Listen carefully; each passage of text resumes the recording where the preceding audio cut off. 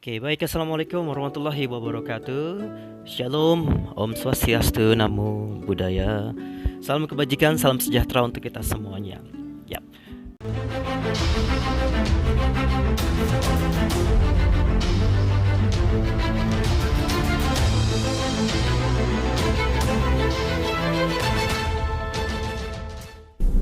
Ya, halo. Pertanyaan pertama dari para angels adalah satu, Coach, bagaimana sih caranya untuk bisa memilih sekolah pramugari yang baik? Bagaimana caranya memilih sekolah pramugari yang baik? Tentu saja jawabannya adalah semua sekolah pramugari pada dasarnya baik, tidak ada yang tidak baik. Karena tujuan sejatinya dari sekolah pramugari adalah memberikan pelatihan, memberikan ilmu, memberikan pendidikan, training-training yang tujuannya pasti untuk baik-baik. Jadi kalau pertanyaannya mana yang baik, semuanya baik. Ya, maksudnya Coach, bagaimana caranya kita untuk menentukan ingin memilih sekolah pramugari yang baik di antara yang paling baik? Itu pertanyaannya.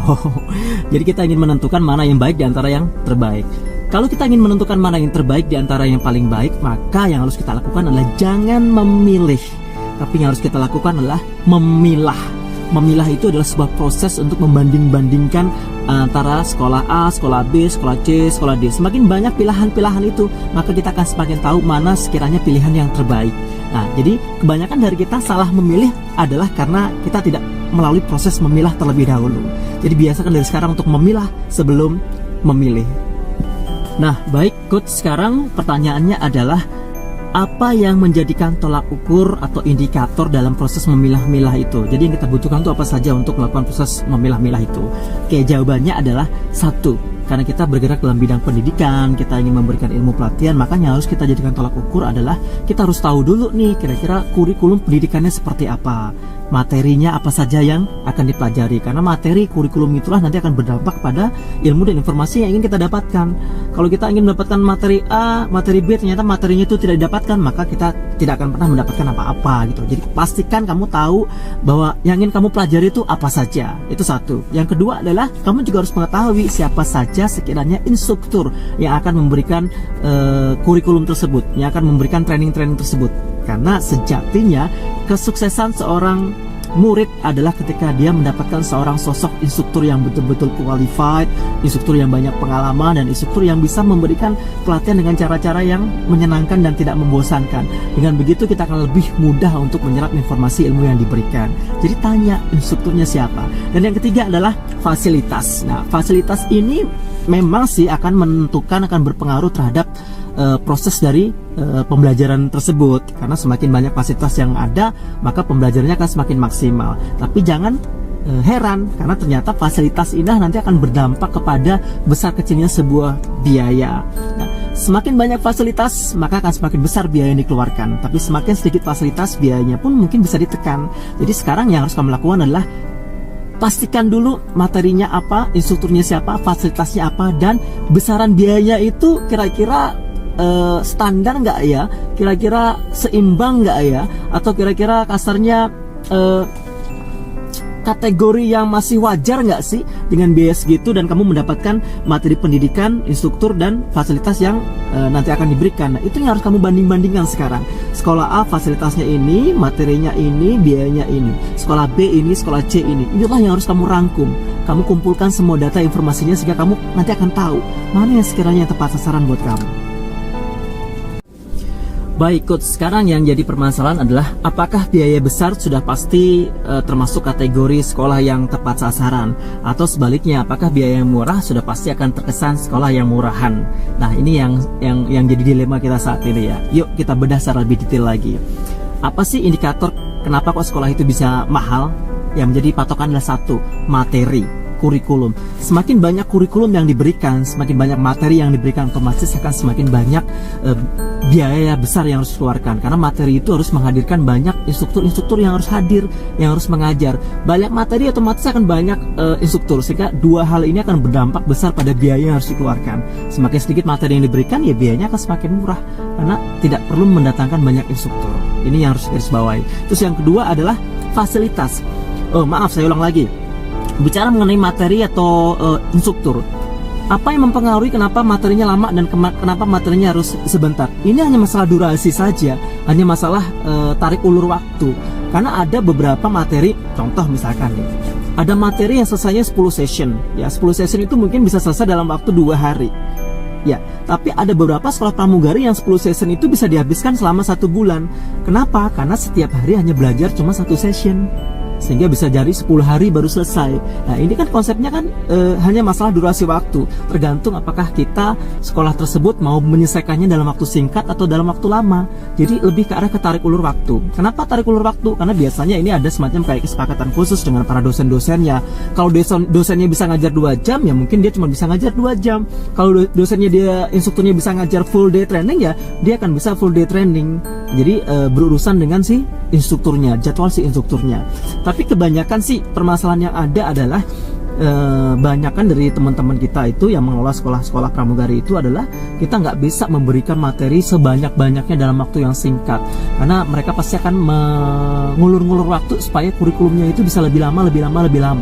Nah, jadi jangan salah paham dan jangan salah prediksi, jangan salah menafsirkan bahwa sesuatu yang mahal itu belum tentu yang tepat sasaran, karena mahalnya itu adalah karena dia memberikan materi yang seharusnya bisa cepat selesai tapi diperlambat supaya lama. Nah, walaupun bayarnya mahal, sama dengan sekolah yang murah nih. Yang sekolah murah itu mungkin materi 10 session itu selesai dalam waktu 1 hari, ya bisa jadi. Karena mungkin instrukturnya datang langsung diberikan secara jelas terusan materinya. Nah, itu mungkin materi 10 session itu selesai dalam waktu 1 hari, ya bisa jadi. Karena mungkin instrukturnya datang langsung diberikan secara jelas terusan materinya, sehingga nggak perlu berlama-lama. Dalam waktu sehari 2 hari juga materinya bisa cepat selesai, ilmunya tetap bisa didapatkan. Makanya lagi-lagi patokannya adalah tergantung instrukturnya siapa.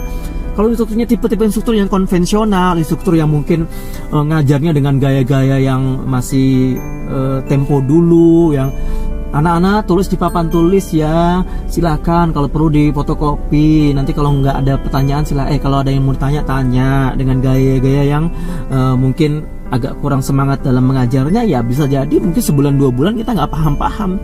Tapi kalau kamu menemukan sebuah instruktur yang modern, instruktur yang lulusan dari orang-orang yang sudah melakukan training sebagai seorang instruktur, dia akan tahu bagaimana caranya membuat materi itu bisa mudah dipahami dalam waktu yang mungkin yang sesingkat-singkatnya gitu loh. Jadi ini hanya permain masalah kurikulum dan masalah teknik dari instruktur yang akan mengajarnya. Lagi-lagi kembali ke sekolah, kalau memang sengaja pengen dibuat lama, ya ini bisa lama. Tapi kalau sengaja pengen dibuat cepat, ya ini bisa cepat. Nah, inilah perbedaannya ya. Dan yang berikutnya fasilitas. Semakin besar, semakin banyak fasilitas yang diberikan, tentu saja akan semakin besar biaya yang dikeluarkan. Karena fasilitas ini kan diperuntukkan untuk kita kembali, untuk kalian kembali. Jadi nggak mungkin dong kamu makan 3 kali, tapi kamu seolah-olah dibuat bayar sekali. Nggak mungkin. Semakin banyak makan, ya kamu akan semakin banyak mengeluarkan biaya. Semakin banyak kamu tidur di tempat yang nyaman, ber-AC dengan kasur yang empuk, bantal guling segala macam, ya kamu akan mendapatkan biaya yang besar pula gitu. Jadi fasilitas ini mempengaruhi tentang kenyamanan diri kita sendiri sih sejatinya gitu loh.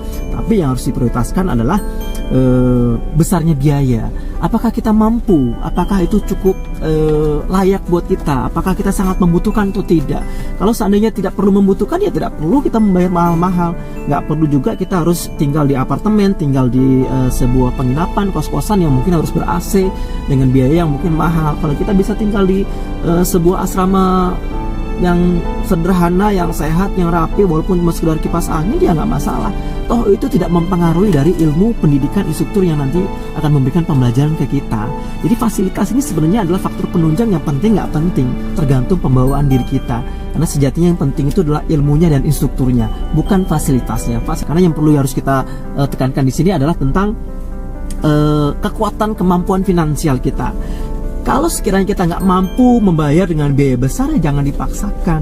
Karena banyak kejadian teman-teman, adik-adik, banyak orang tua tuh yang akhirnya jual sawah, jual sapi, akhirnya menggadaikan sertifikat rumah hanya untuk membiayai sekolah anaknya menjadi ikut sekolah pramugari, dengan bahasa yang mungkin dijanjikan, diberi harapan yang manis-manis bahwa kalau kamu sekolah pramugari di sekolah yang tersebut, maka kamu sudah dipastikan dapat jaminan jadi pramugari. Nah, ini sesuatu yang nelongso, ini sesuatu yang salah kaprah, sebuah informasi yang jelas-jelas salah.